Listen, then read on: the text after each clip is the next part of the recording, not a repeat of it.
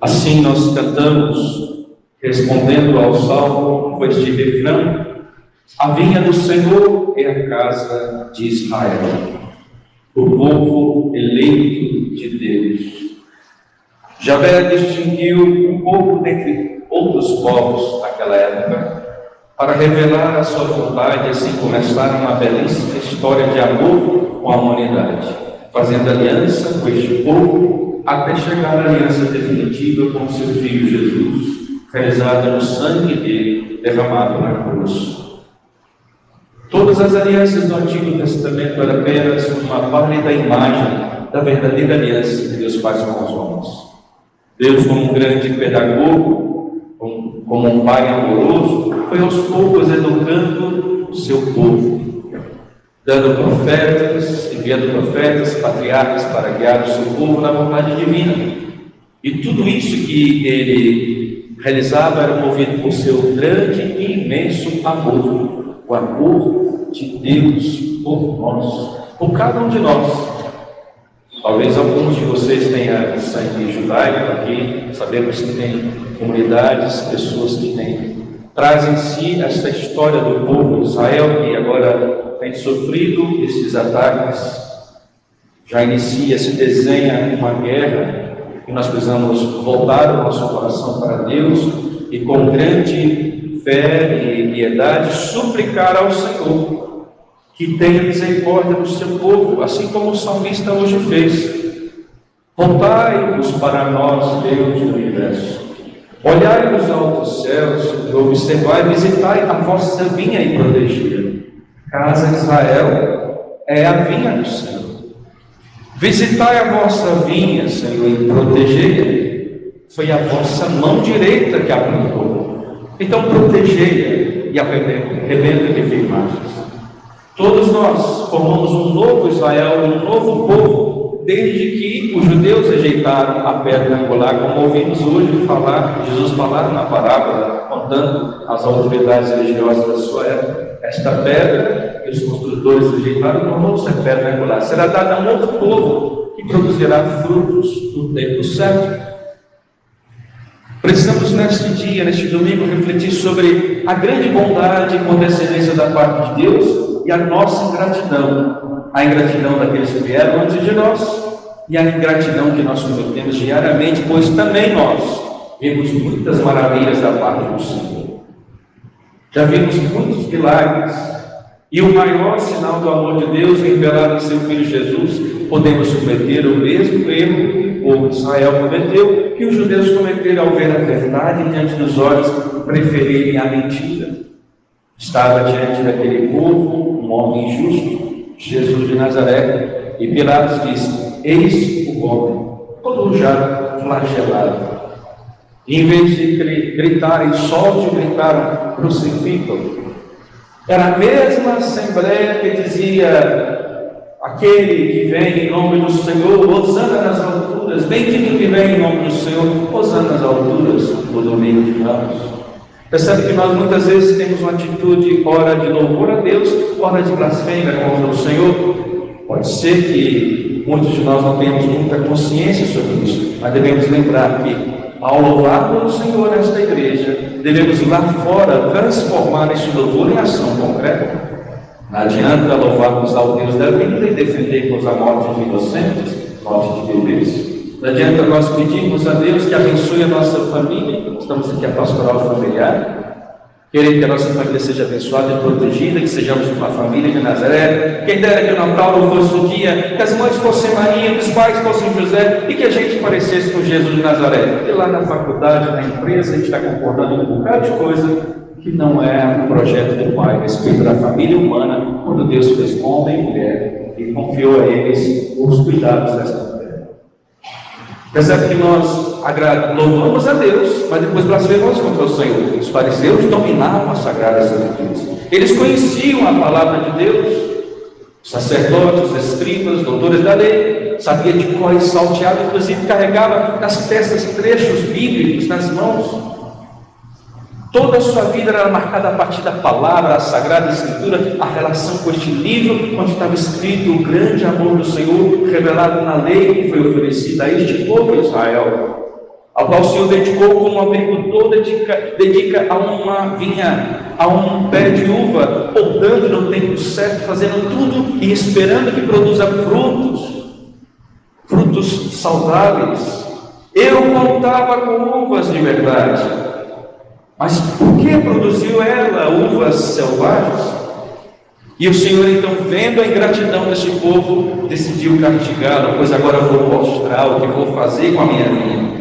Vou tirar toda a proteção, tirar a cerca, e ela será devastada. Vou derrubar o muro e ela será pisoteada. Vou deixá-la incúbil e selvagem. Ela não será podada nem lavrada. Deixar como ela quer ficar, sem a minha proteção, sem a minha presença, sem a minha bênção. Sim, então vai acontecer de nascer espinhos, sarça, tomarão conta dela. Não deixarei nem as nuvens derramar chuva sobre ela, vai secar. Pois bem, a vinha do Senhor dos Exércitos é a casa de Israel, que foi ingrato para com o Senhor, que enviou muitos profetas para anunciar a sua vontade. Fez várias alianças com o seu povo para dizer: eu quero permanecer no meio do meu povo. Eu esperava deles frutos de justiça, e eis a injustiça. Esperava obras de bondade, e eis a iniquidade. Jesus conta a parábola recordando justamente, fazendo uma síntese desta profecia de Isaías, falando para aqueles homens que conheciam a profecia de Isaías. Inclusive o Senhor lembra: será que vocês não leram nas Sagradas Escrituras que a pedra que os construtores rejeitaram tornou-se pedra angular? Pois é, por isso eu vos digo: o reino será tirado de vós, será dado a um outro povo que produzirá fruto, será dado ao povo de Manaus, ao povo do Amazonas, ao povo brasileiro, aos americanos, aos europeus, a todos os outros povos que recebem o anúncio do Evangelho, mesmo sendo pagãos, mas que, ao serem iluminados pela palavra de Deus, decidem pela obra que tem nome, a obra do Pai que tem nome, a obra de misericórdia de Deus que tem nome, que é Jesus de Nazaré. Adere a Jesus e seu Evangelho. Mas com o passar do tempo a gente vai se conformando com o pecado, conformando com este mundo, vai se distanciando daqueles homens corajosos, aquelas mulheres corajosas do início da era cristã, que preferiam morrer até que trair o Evangelho, que preferiam derramar sangue até que negar um artigo de fé. E quantos hoje que até estão no culto com o microfone ensinando heresias? Quantos pastores que deveriam conduzir as ovelhas para a verdade estão conduzindo para o caminho do cisma, o caminho das trevas? Quantos daqueles que estão sentados nos bancos de nossas igrejas, que em vez de beber o Evangelho puro, estão bebendo o Evangelho distorcido, marcado por ideologias, instrumentalizando a palavra de Deus para satisfazer a sua própria vontade? A serpente já fez isso lá no Antigo Testamento, lá no início da história da humanidade. Misturou mentira com verdade. Trouxe uma informação que Deus já tinha dito a Adão e Eva, mas jogou um pouquinho do seu veneno. É verdade que Deus proibiu de comer de todos os frutos que há no jardim? Deus proibiu de comer um fruto específico, não do jardim inteiro. E quando a gente começa a abrir a mente e entrar num diálogo com a serpente, nós somos então ludibriados. Quando a gente começa a perceber se há uma outra possibilidade daquilo diferente daquilo que Deus criou, daquilo que Deus determinou, os decretos eternos de Deus, nós começamos a entrar no beber, no torpor da serpente, que nos deixam confusos e nós ficamos perdidos se não tiver quem oriente, um líder que aponte, um pastor que conduz. As ovelhas se dispersam. Pior quando chegar o lobo. Vorazes, o lobo feroz e voraz, querendo engolir os filhos de Deus, e o mercenário nessa hora corre para os seus palácios. A gente vê o que aconteceu também na pandemia. Quantas pessoas, quantos doentes, quantos enfermos morreram sem sacramento, morreram sem uma unção, morreram sem Eucaristia, porque estava todo mundo com medinho. Como se a igreja nunca tivesse passado por peste, por guerra, por situações terríveis. Todo mundo na sua autoproteção, sem sair de si, por uma marca satânica no meio de nós. Quem se colocou a mão no arado tem que lembrar que a sua missão é ir fazer a vontade do Senhor, mesmo que o lobo seja lá fora.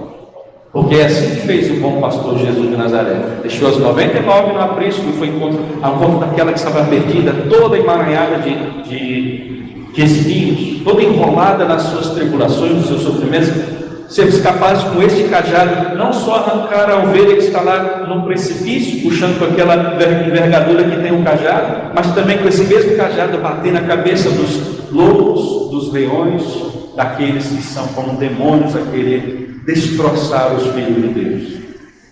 É o tempo, irmão, de nós fazermos a nossa escolha de que lado queremos estar. Não vamos repetir os erros que cometeram os nossos antepassados, o povo de Israel. Por isso, a pedra que foi dada a eles foi oferecida a nós, que outrora éramos pagãos, mas hoje nós somos cristãos. Então, como cristãos, devemos viver, não entrarmos nesta onda aí de misturar religião, de fazer tudo, porque tudo é bom, tudo leva ao amor, tudo fala de Deus.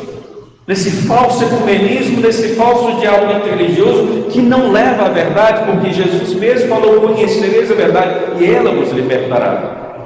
Todos que outrora eram pagãos ou que eram pecadores, quando conheciam Jesus, mudavam de vida. Jesus dizia: vai, não peques mais. Assim aconteceu com o cobrador de impostos, com a prostituta, assim aconteceu com um ladrão que estava ao lado de Cristo na cruz. Estarás comigo hoje no paraíso, porque aquele homem já não era mais um ladrão.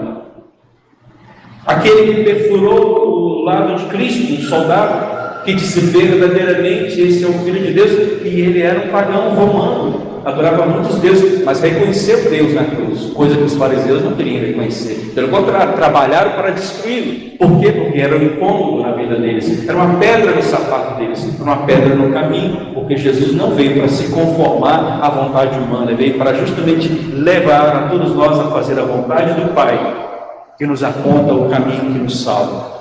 Recorta os 10 mandamentos, o decálogo, que depois foi resumido em 2, e depois foi incrementado pelo último mandamento de nosso Senhor na última ceia: amai-vos como eu vos amei.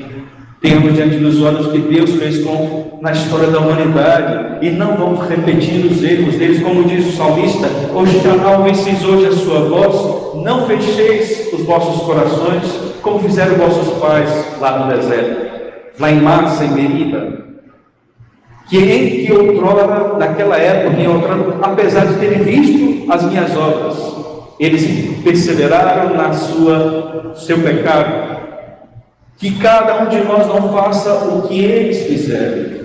Vamos fazer a memória de tudo que Deus já fez na nossa história particular. Comece a pensar só na vida dos seus familiares, seus pais, avós, como você chegou aqui em Manaus, até você chegar neste momento que está aqui sentado nesta assembleia. Quantas maravilhas Deus fez, livramentos, curas, cuidado de Deus, mesmo em meio às tribulações. O Senhor carregou você ao colo, que é assim que Ele faz com a sua vinha. Ele cuida, Ele cerca de carinho e compaixão. E a gente tem que agradecer, só bem dizer, em tudo dar graças a Deus, porque tudo concorre para o bem daqueles que amam o Senhor, e até mesmo as pestes, as guerras, os terremotos, a seca, os incêndios, tudo isso concorre para o bem de cada um de nós, para que nós pensemos que a nossa vida é como um grão de areia no meio do universo, e somos amados. Parece ser que somos insignificantes, mas olha para Jesus na cruz. Se Ele cuida até dos pardais, disse o Senhor, não vai cuidar de cada um de vós. Por isso, não vos preocupeis com o dia de amanhã. A cada dia basta a sua preocupação. Cada dia mate o leão que precisa ser matado, mas não se preocupe com o leão de amanhã, não. Bota a mão na massa agora. Lute pela sua família, pela sua casa, pela fé agora. Amanhã deixa por conta de Deus, faça a sua parte hoje. A cada dia basta a sua preocupação. São os pagãos que pensam assim, disse Jesus, que se preocupam com o que vão comer, com o que vão beber no dia de amanhã. Mas nós confiamos no Senhor e trabalhamos com as nossas mãos, com a nossa vida, para poder semear as coisas boas, e um dia nós colhemos o fruto da nossa semeadura. O que disse hoje São Paulo também na sua carta aos Filipenses, em consonância disso que eu estou falando: não vos inquieteis. Pega o seu folheto e acompanha. Irmãos, não vos inquieteis com coisa alguma.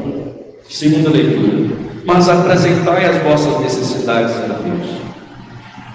Todas essas notícias ruins que chegam ao nosso ouvido, que seja por meio da internet, por meio das nossas conversas, tudo isso vai nos inquietando, né? Imagina a gente olhar, ver tantos votos mortos. Você já ouviu isso em algum outro momento da história de Manaus? Tanto porco morrendo, tanto peixe morrendo. Eles não têm mais oxigênio nos seus rios, eles estão secos demais. Os incêndios de uma hora para outra assim acontecendo. Está seco sim, mas não era para estar acontecendo desta forma. Tem alguma coisa de errado. Deus está começando para se tirar a seca de nós, da nossa proteção, para ver se a gente acorda e pense sobre que tipo de fruto nós estamos produzindo.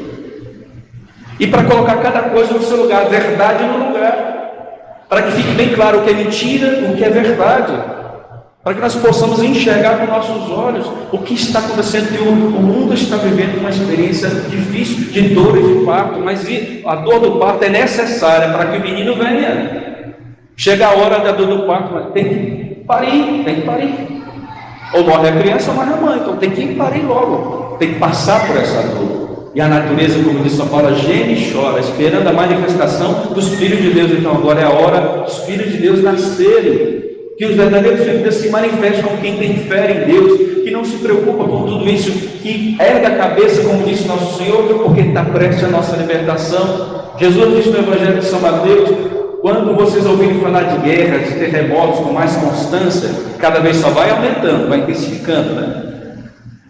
Vocês não devem ficar preocupados com isso, porque isso é preciso acontecer antes que venha o Filho do Homem. Ainda não será o fim, mas erguei a vossa cabeça, porque a vossa libertação já está próxima.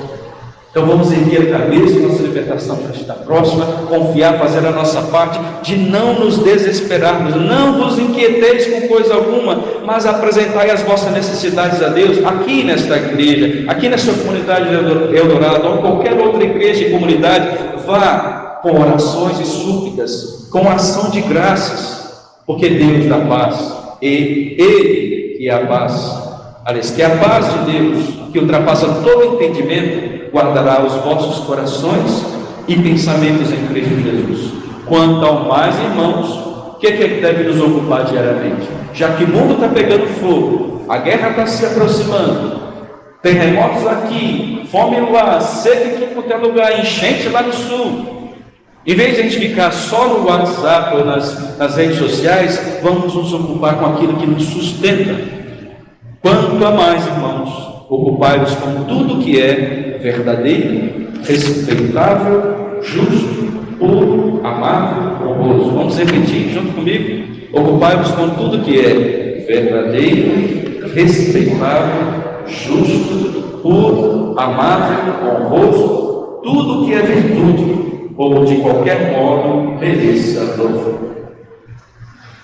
É ser bom, ser de Jesus, fazer o que Jesus faria em meio à tribulação.